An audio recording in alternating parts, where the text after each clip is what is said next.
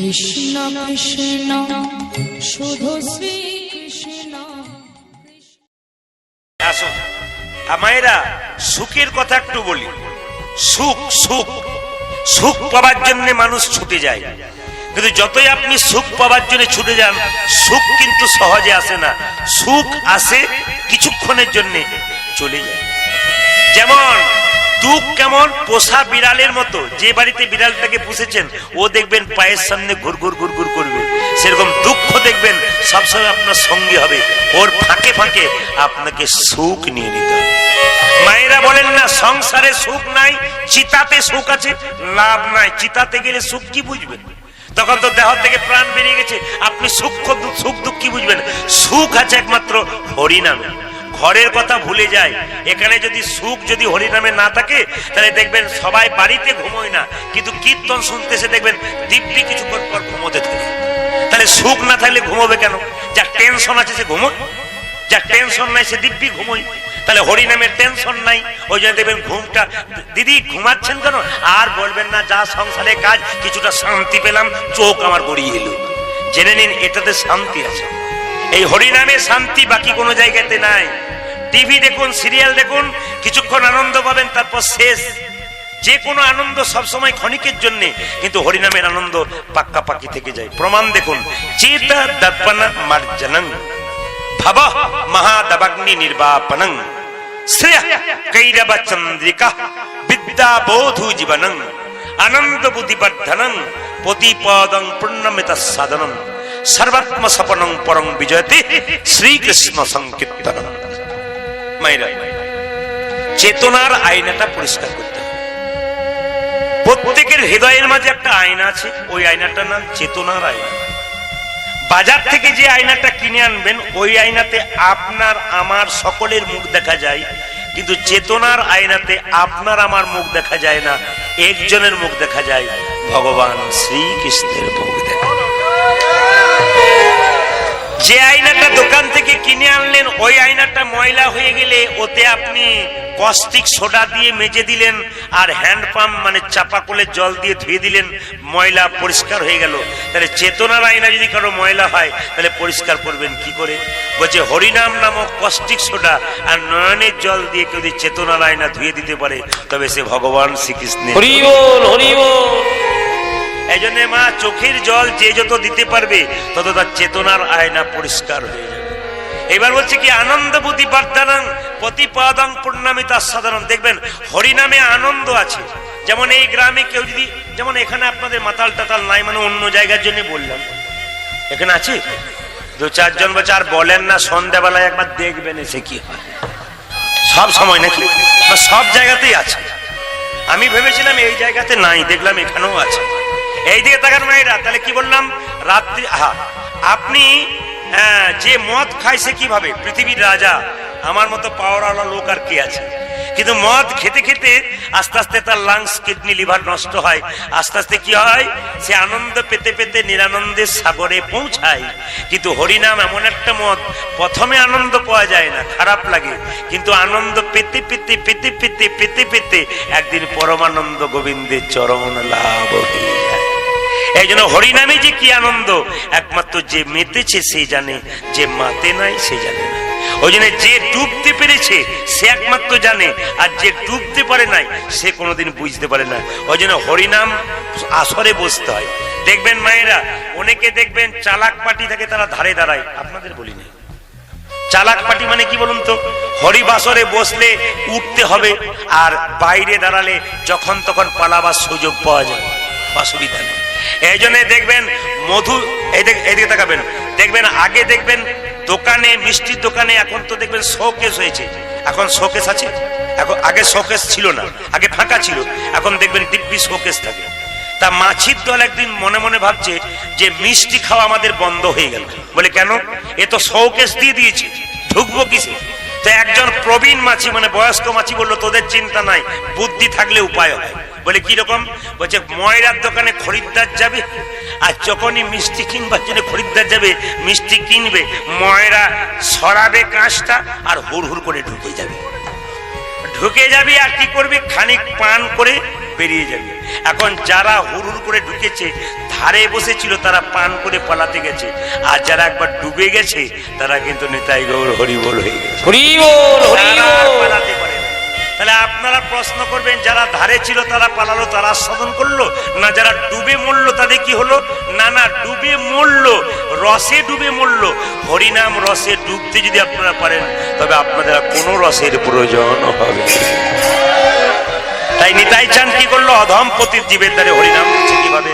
অধম পতিত জীবের দ্বারে দ্বারে গিয়া, অধম পতিত জীবের দ্বারে দ্বারে গিয়া, অধম পতিত জীবের দ্বারে দ্বারে গিয়া, আরে অধম পতিত জীবের দ্বারে দ্বারে গিয়া, মহামন্ত্র হরিনাম ইচ্ছানি বিলাইয়া, ও যে মহামন্ত্র হরিনাম ইচ্ছান বিলাইয়া, ও যে মহামন্ত্র হরিনাম ইচ্ছানি বিলাইয়া, আজ মহামন্ত্র হরিনামে দিচ্ছেন বেনাগিয়া, যারে দেখে তারে বলে দন্তে তিন ধরি, যারে দেখে তারে বলে দন্ত তীর্ণ ধরি, যারে দেখে তারে বলে দন্তে তিন ধরি, ও যারে দেখে তারে বলে দন্তটি না ধরি, যে আমারে কিনিয়া উর হরি, আজ আমারই কি নিয়ে লহ বলে গৌর হরি, ও যে আমারে কিনিয়া লহ বল গৌর হরি, ও যে আমারে কিনে আলো বল গৌর এই হরি, যে কে কি নিবি রে, কে কি নিবি রে, কে কি নিবি রে, আরে কে কি নিবি রে, যা চাইবি তাই পাবি, কে কি নিবি রে, তোরা যতইবে তাই পাবি, কে কি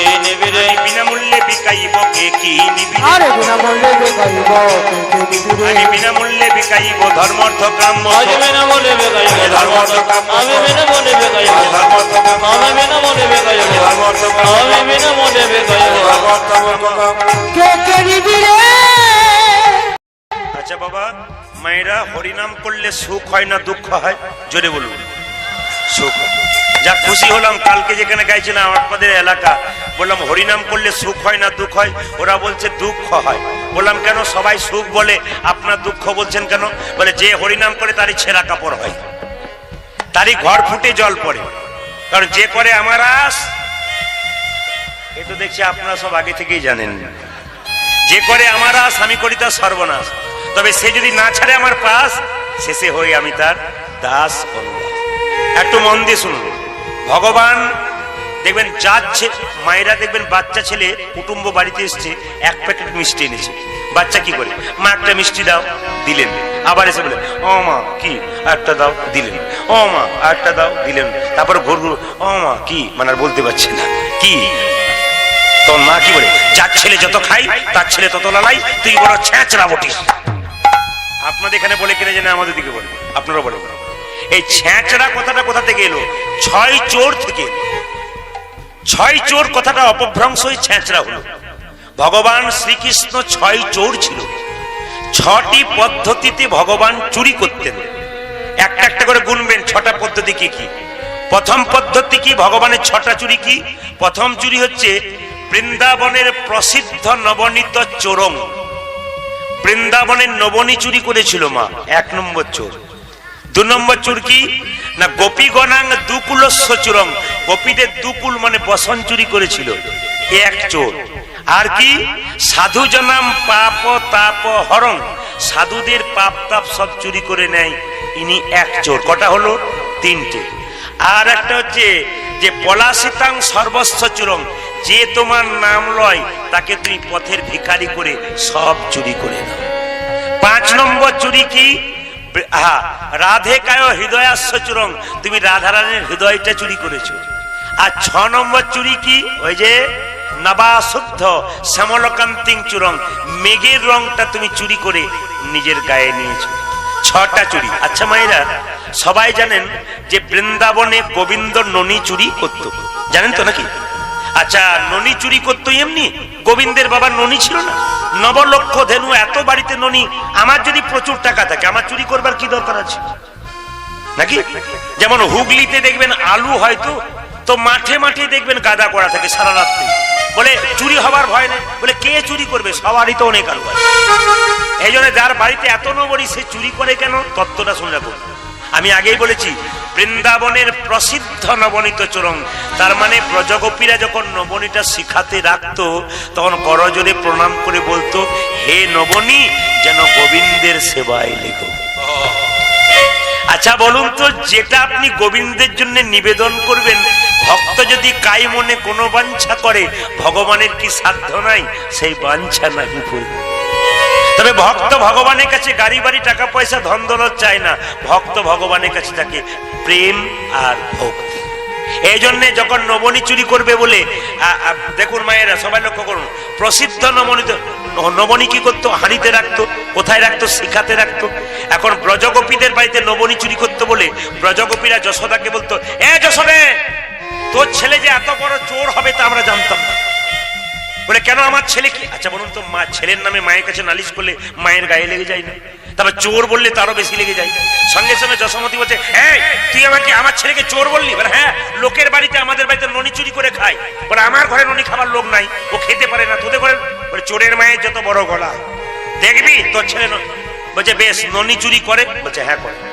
বলছে ঠিক আছে, ননি চুরি যদি করে তুই ধরে একদিন আন, তাহলে আমি প্রমাণ পেয়ে যাব, আমি বুঝে নেবো ননি চুরি করে। বলছে তোর গোপালকে তো ধরতে পারি না, এ জগতে যত চোর থাকে সব তো কাঁচা চোর, আর তোর বাচ্চা তো পাকা চোর, ও তো ইন্টারন্যাশনাল চোর। বলছে ওইটুকু বাচ্চা ছেলে অত নবনী খায়? বলে বাচ্চা নয়, পেটটা ওর বাচ্চা, যত দিবি তত খায়। বলছে বেশ মেনে নিলাম, এবার ধরে আন। বলছে বেশ ঠিক আছে, আমি তোকে বলে দিই, আর আমার গোপাল যাবে না। তোদের বাড়িতে ননি চুরি করে তোরা 7 জন 8 জন থাকিস, আমার গোপালকে দেখতে পাস না? বলছে কি করে দেখবো? বলছে ননি চুরি করে তখন বুঝতে পারিস না? হ্যাঁ, ধরতে পারিস না? বলছে শোন, কি করে ধরবো? ও তো একা যায় না, এক দল মিলে যায়। আবার যখন যায় তখন কি করে যায় শোন, আমরা বাড়ির নিজের কাজ করি। আমাদের বাড়িতে অনেকগুলো গাভী আছে, তার বাচ্চা আছে, তো বাচ্চাগুলোকে একদিকে বাঁধি, গাভীগুলোকে একদিকে বাঁধি। ও বেটা কি করে জানিস? বলে কি? দল বল নিয়ে গাভীর বাছুরগুলোর দড়িগুলো খুলে দেয়, আর বাছুরগুলো যখন মায়ের দুধ খায়, যখন আমরা বাছুরগুলোকে বাঁধতে যাই, সেই ফাঁকে তোর গোপাল ননি চুরি করে পালিয়ে। ওই তাহলে এক কাজ করবি, এবার গোপালকে ধরে আনবি, এক কাজ করবি, নবনী রাখবি, অন্ধকার করে রাখবি। বলছে যশোমতি তুই জানিস না, তোর গোপাল যে ঘরে একবার ঢুকে না, তার অন্ধকার ঘর আপনি আপনি আলো। এখানে তত্ত্ব কি বললো? দেহ ঘরটা যদি কারো অন্ধকার থাকে, গোপালের নাম যদি কারো কর্ণমূলে প্রবেশ করে, তবে তার দেহ ঘর আলোকিত। বলছে তোর গোপাল যার ঘরে ঢোকে না, তার ঘর অন্ধকার থেকে আলো হয়ে যায়। বেশ মেনে নিলাম, নবনী শিখার উপরে রাখবি। বলছে ওটা তো রাখি, তাহলে কি করে চুরি করে? ও নাগালে পাই কি করে? বলছে আর বলিস না, ও তো একসঙ্গে অনেকগুলো থাকে না, এর ঘাড়ে ওর ঘাড়ে চেপে তোর গোপাল শেষে চেপে থাকে, যখন নাগালে পায় না বাঁশি দিয়ে খুঁচে দেয়, আর হাঁ করে দেয়, গড় গড় গড় করে নবনী পড়ে যায়। বলছে তাহলে এক কাজ করবি। বলে কি? এবার হাঁড়ি রাখবি, নবনী রাখবি না। দেখ মজা, ফাঁকা হাঁড়ি রাখবি, 10 বার যাবে, ঘুরে আসবে, আর যাবে না। বলছে সেটা রেখে আবার আরো বিপদে পড়েছিলাম। বলে বিপদ মানে বুঝতে পারলাম না। একদিন ফাঁকা হাঁড়ি রেখেছি, দেখছি নামাবার সবাই 1 হাঁড়ি জল। বলছে বুঝতে পারলাম না জলটা কেন? তোর গোপাল তো হিচি করে দিয়ে চলে গেছে। বলছি তাই নাকি? এমন গোপাল আমার? বলে হ্যাঁ, তুই জানিস না, ও একটা যন্ত্র বটে, ওকে তুই চিনিস না। বলছে বেশ ঠিক আছে, একদিন ধরে আন, তারপর দেখাচ্ছি মজা। মায়েরা সবাই লক্ষ্য করুন, ব্রজগোপীদের মধ্যে একজন শিক্ষিত গজগৌ ছিল। অহংকারটা এইটাই, আমরা যদি ভগবানকে ধরবো বলি নিজেকে শিক্ষিত মনে করি, তাহলে ভোলা পাওয়া যাবে না বাবা। শাস্ত্র বলল তেসাং সতত যুক্ত নাং ভজতাং প্রীতিপূর্বকং দদামি বুদ্ধি যোগং তং নমামি মামু পর্যন্তিতে। ভগবানকে তারাই পায়, শিক্ষার দরকার না। কিসের দরকার? ভক্তির দরকার। তেসাং সতত যুক্ত নাং, যে তোমার নামের সঙ্গে সবসময় যুক্ত থাকে, চলতে ফিরতে খেতে সেতে আমার নাম করে। ভজতাং প্রীতিপূর্বকং, আমাকে প্রীতির সঙ্গে ভালোবাসার সঙ্গে ভজনা করে। দদামি বুদ্ধি যোগং, আমি তাকে বুদ্ধি দান করি। তং নমামি মামু পর্যন্তিতে, আমাকে না পাওয়া পর্যন্ত সব বুদ্ধি আমি তাকে দান করে দিই। বেশ মেনে নিলাম। এবার লক্ষ্য করুন, শিক্ষিত ব্রজকবি মনে মনে ভাবছে, তোরা তো গোবিন্দকে ধরতে পারলি না, আমি হলাম পড়াশুনো জানা মেয়ে, আমি ধরবো। বলে কি করে ধরবি? বলছে যেখানে তুই নবনীটা টাঙ্গিয়ে রাখবি না শিখাতে, ওখানে একটা ঘন্টা বেঁধে দেবো। তাহলে কি হবে? ওই যে নবনীর হাড়িতে হাত দেবে, ঘন্টা বেজে উঠবে, আর বেটাকে ধরে পড়বো। এখন ঘন্টাটি বেঁধে রেখেছে, সুরে ঘন্টাটি বেঁধে রেখেছে। যেই না ঘন্টাটি বেঁধে রেখেছে, গোবিন্দ কি করেছে না, দল বল নিয়ে চলে গেছে। যেই না দল বল নিয়ে গেছে, যেই না নবনীর হাড়িটার দিকে তাকাচ্ছে, দেখছে ঘন্টা। এই ঘন্টা তুই এখানে কেন? ঘন্টা চুপ। এই বেটা তোর তো মন্দিরে থাকার কথা, তুই এখানে কেন? চুপ। ঘন্টা বাজবি না। ঘন্টা বাজবি না, বাজলে তোর একদিন কি আমার একদিন। তোর ঘন্টা মনে মনে ভাবছে আমি বাজবো না, তবে আজে বাজে জায়গা বাজবো না, বাজার সময় ঠিক বেজে। মায়েরা ঘন্টা বলেছে বাজবো না, গোবিন্দ আমার কি করেছে না প্রথমে হাতটা হাড়ির মধ্যে ঢুকিয়েছে, তখন ঘন্টা বাজে নাই। যেই না হাড়ির মধ্যে ঢুকিয়ে নবনী তুলেছে, তখন ঘন্টা বাজে নাই। নবনী তুলে যেই না মুখে দিয়েছে, অমনি ঘন্টা ঢং ঢং করে বেজে বেজে গেলি যে বাজবো না বলে। হে গোবিন্দ, মন্দিরে তুমি পাথরের মূর্তি রূপে থাকো, তাতে মানুষ তোমাকে ভোগ দেয়, আমি বেজে উঠি। আর স্বয়ং ভগবান যদি ভোগ পাই, তবে না বেজে আর থাকতে পারি। আমি না বেজে আর থাকতে পারি, না বেজে কি থাকতে পারি, আমি না বেজে কি থাকতে পারি। গোবিন্দ সেবাই লাগবো বলে না বেজে কি থাকতে পারি। আর গোবিন্দ সেবায় লাগবে বলে গোবিন্দ সেবাই লাগবো বলে আমি না বেজে আর থাকতে পারি। গোবিন্দ সেবায় লাগিব বলে, ওরে না বেজে আর থাকতে পারি, আমি গোবিন্দ সেবায় লাগিব বলে। আমি না বেজে আর থাকতে পারি। মায়েরা, গোবিন্দের মতো বড় চোর আর কেউ নাই। আসুন প্রেম সে একবার একবার হাত তালি দিয়ে আমরা এই গানটা গাইতে গাইতে লীলার মধ্যে যাবো। হাত উঠান সবাই। প্রেমানন্দে মেতে হরি বল, হরি বলো, একসঙ্গে তালি দেবেন। আজকে এই জায়গাতে হরি নামের বন্যা দিয়ে প্রেমানন্দে মেতে হরি বলো, হরি নামে বন্যা দিলো। প্রেমানন্দ রূপে হরে বলো, হরি নামের বন্যা গেলো। যার হাত আছে তিনি তালি দেবেন, যার নাই তার দেবার দরকার নেই। ভগবান বলল, এ জন্মে যদি তালি না দিস, পরের জন্মের হাত দেবো না, আরো দুটো পা যোগ করে দেবো। আর দুটো পা যোগ করলে চারটে পা হয়। একটা জিনিস ফ্রি পাওয়া যায়। কি একটা জিনিস কি ফ্রি পাওয়া যায়? চারটে পা হলে একটা জিনিস ফ্রি পাওয়া যায়। এই জন্য প্রেম সে সবাই হাত তালি দেবেন একসঙ্গে। প্রেমানন্দে মেতে হরি বল, হরি নামের বন্যা দিয়ে প্রেমানন্দে মেতে হরি বল, হরি নামে বন্যা দিয়ে এলো। প্রেমানন্দে মেতে হরি বল, হরি নামের বন্যা দিয়ে প্রেমানন্দ রূপে হরে বলো, হরি নামের বন্যা গেলো। এমন বন্যা দেখি নাই, শুকনোকে তলাই ডুবলো দেশের নর নারী জাতি বিচার নাই। এমন বন্যা দেখি নয়, শুকনো চিত নয়, ডুবিল দেশে নর নারী যাতে বিচার নয়। এমন বন্যা দেখি নাই, শুকনোকে তলাই ডুবলো দেশের নর নারী জাতির বিচার নাই। ওই এমন বন্যা দেখি নাই, শুকনোতে তোলায় ডুবলো দেশে নর নারী জাতির বিচার নাই। দেখো হরিদাস, ও দেখো হরিদাস, ও দেখো হরিদাস, কাজীর ছেলে সেও বুঝি ডুবলো। দেখো হরিদাস, ও দেখো হরিদাস, ও দেখো দেখো হরিদাস, কাজী ছেলে কেউ বুঝি ডুবলো। প্রেমানন্দ প্রেমানন্দে মেতে হরি বলো, হরি নামে বন্যা দিলো। প্রেমানন্দে মেতে হরি বল,